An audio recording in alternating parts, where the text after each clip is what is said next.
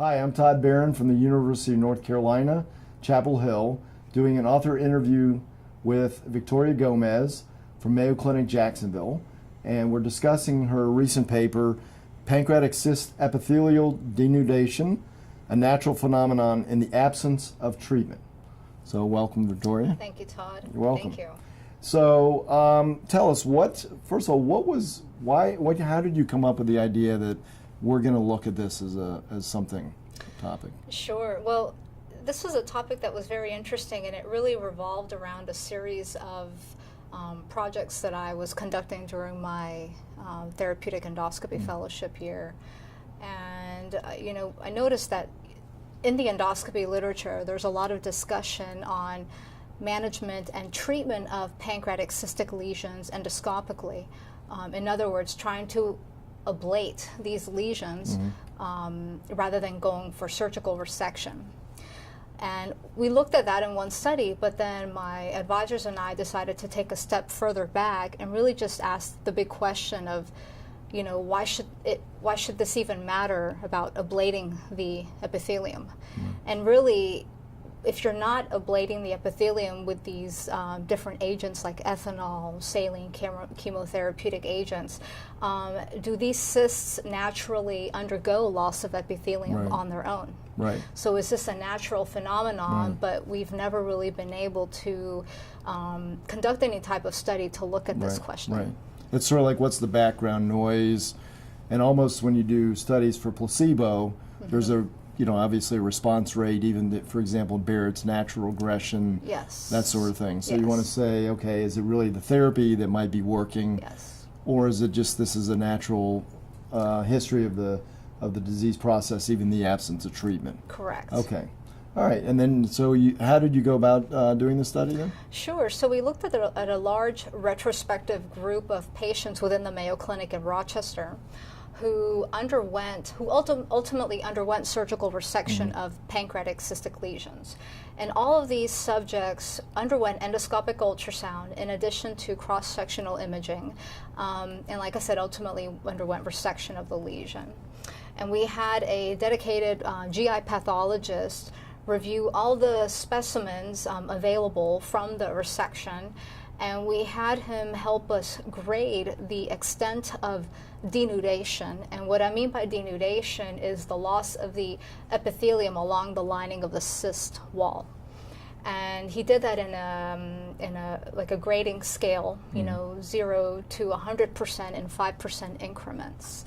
And then we just decided to see if there were any associations between the extent of denudation and perhaps cyst type, degree of dysplasia, location of the cystic lesion, etc. Right. So what we found was we were able to identify 140 subjects that had pancreatic cystic lesions, and there was a greater number, but keep in mind that there are only certain cystic lesions that have a lining. So you exclude neuroendocrine tumors. So really what we're talking about are the ones that we really worry about, with progression to carcinoma, which is the IPMN and mucinous cyst neoplasms. And then we also included the serous cyst adenomas.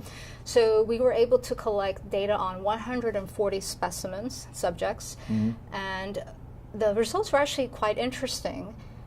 We found that mucinous cyst neoplasms, which I'll call MCNs, on average had a greater mean denuded epithelium compared to IPMN and serous cyst adenoma. Interesting.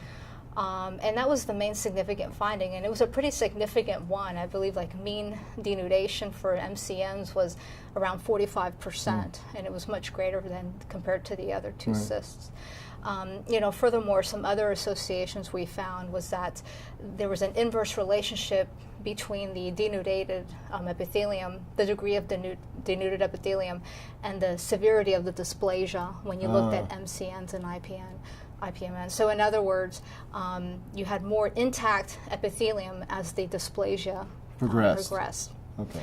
And then the other one too was that, for whatever reason, that we found more denuded epithelium and cysts in the body and tail of pancreas compared to the head. Okay. This is all very preliminary, you know, I think to date we really don't have any other studies that have really Right. conducted this type of That looks at the study. Right. And how many of them? I presume all of them had undergone EUS, as you said prior. Correct. Had all of them had fine needle aspirate performed, or did you? I mean, do you think?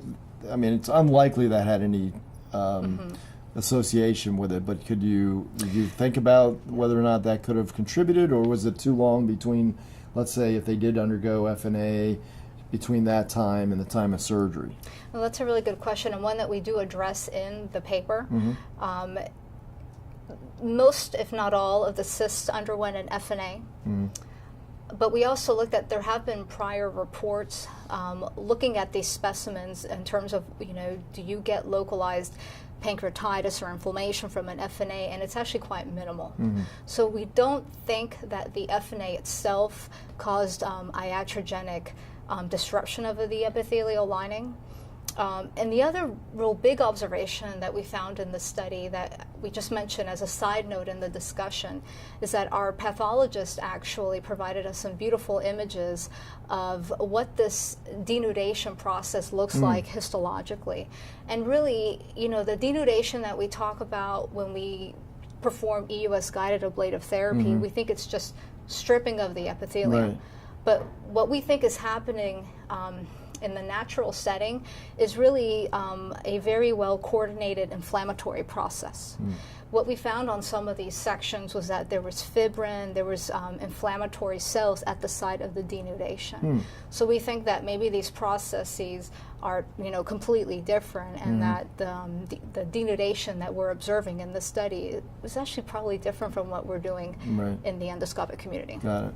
So this has implications not only for, again, the ablative therapies, but let's say we took that off the table. What are the implications of the denudation just for regular patient management if we even say that's not a component of what we're going to do? Or well, that's the big question. I mean, we do need further studies to validate these studies and really to identify if there's any way for us to be able to detect denudation during imaging studies, and whether those correlate with progression of dysplasia with these cysts, and whether they would help guide our management towards surgical resection or continuing under a surveillance program.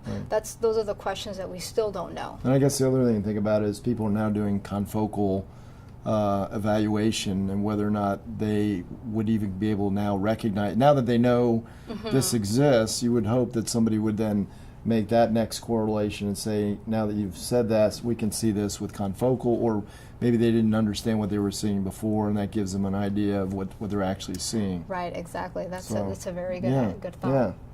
Well, great. Well, thank you for your time, and Thank you. we look forward to more things from you. Thank you, Todd. Thank you.